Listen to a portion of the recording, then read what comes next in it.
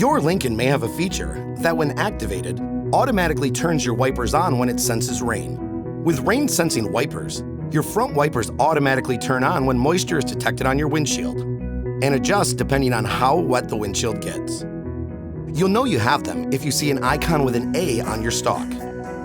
Here are a few simple tips you may find helpful when using them. To turn on the rain-sensing feature, raise the stalk up to the first position. You can change their frequency or sensitivity to your liking using the rotary control adjustment on the wiper stalk. To set them to a lower sensitivity, meaning they will turn on when they sense a large amount of moisture, turn the adjustment down. To set them to a higher sensitivity, meaning they will turn on when they detect even the slightest bit of moisture, turn the adjustment up. Of course, if you'd rather not use this feature, you can always turn it off in the message center. Press the down arrow to find Settings, then press the OK button or right arrow and scroll down to Wipers. Press the right arrow again, select Rain Sensing, and then hit the OK button to turn them on or off. Here's a helpful tip to remember.